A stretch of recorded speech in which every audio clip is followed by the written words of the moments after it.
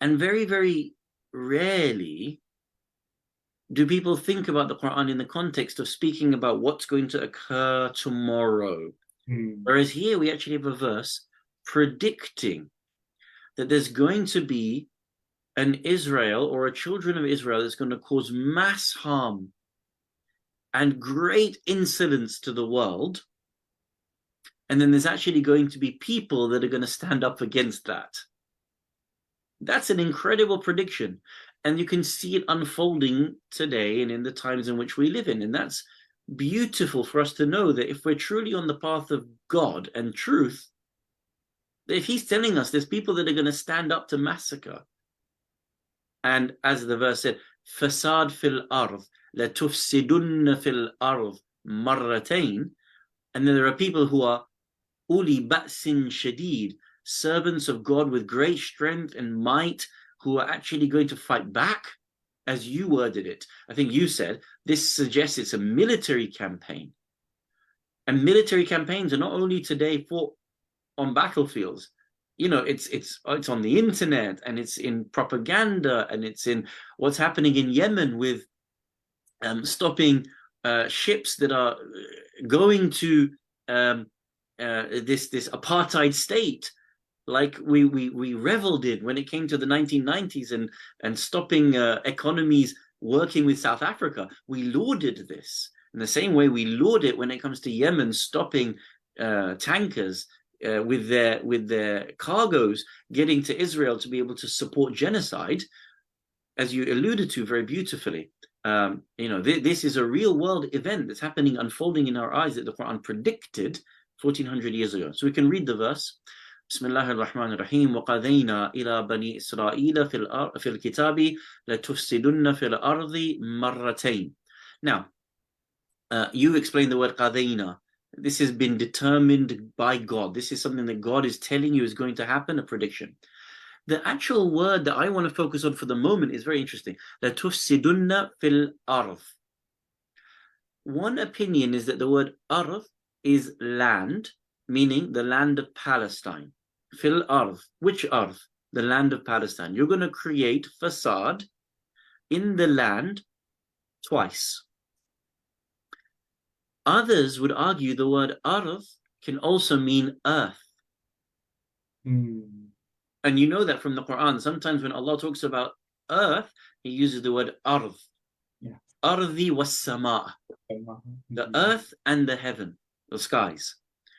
So if you think about it in the context of today, the facade that Israel is committing, is it only in the land of Palestine? No. They're continuously massacring people outside of that. Lebanon. They killed people in Dubai. They killed people. Syria. Syria.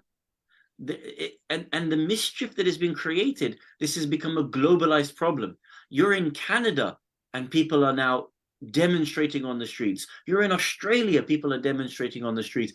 This is a, remember at the beginning of this massacre, about a week into these events, after October 7th, after the Palestinian uprising of October the 7th, there was a child of Palestinian descent that was gunned down in America. Do you remember? His Yes. next door neighbor killed. Do you remember that? That poor Yes. child. I think his name was Hamza. I think. Yeah. No. And the hate in Chicago, I think it was Hate where crimes in Chicago. and we actually have somebody in our support circle who lives in Chicago, blocks away from that, who shared that. So it is very, very SubhanAllah. That's terrible. Can you imagine being so close to that? yeah, subhanallah.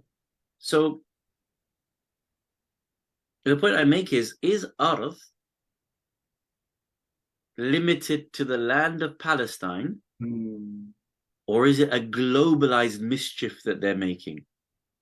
I mean, it's at the moment in the UK when we can't, the cutting down, saying we can't have people protesting, can't have people carrying the Palestinian flag, or this conflation between Zionism and anti-Zionism and anti-Semitism, to say any criticism of the Israeli government equals criticism of the Torah, which this is globalized corruption. Mhm. Or, for example, the extent of the power that these people have over the American Congress.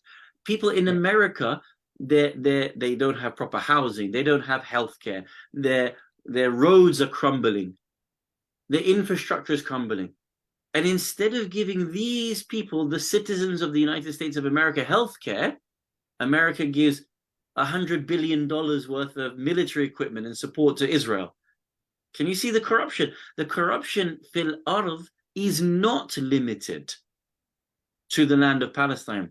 It is a mental corruption around the earth. It is a propagandist corruption. It is a fiscal, economic, political, military corruption fil ard, the entirety of the earth.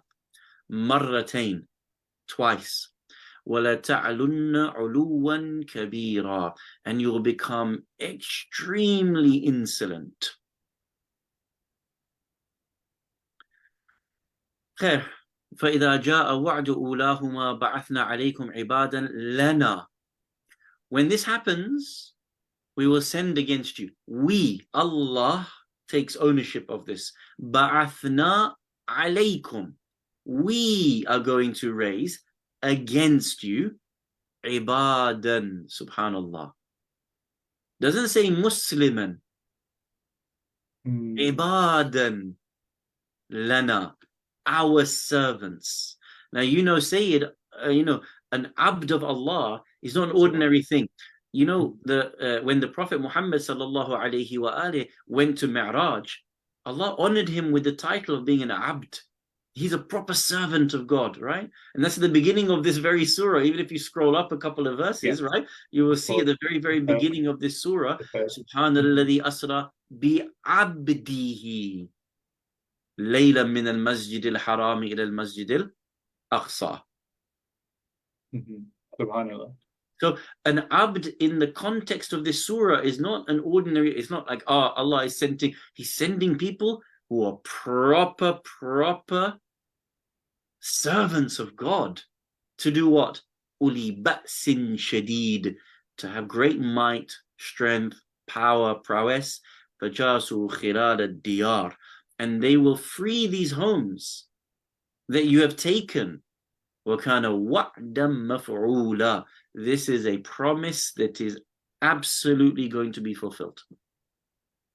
Now, to me, as an ordinary human being, if I read the Quran and God is giving a promise, I wouldn't want to be in Israel's shoes.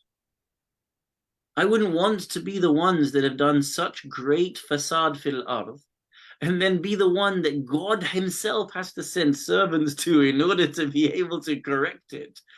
You're not going to be in a winning position, right?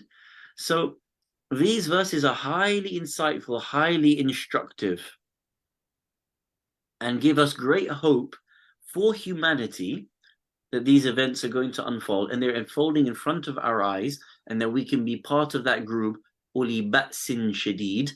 We can be part of Ibadan Lana, that can actually be party to that. Now, a hadith talk about whom this is. Hadith comes from the 5th Imam of Ahl al-Bayt, Muhammad al-Baqir, salawatullah wa salamuhu alayh, when he is asked, who is this Uli Ba'sin Shadid? Who are those people of such great prowess? And the Imam says, Wallahi, they are Ahl Qum. They are the people of the city of Qum in Iran.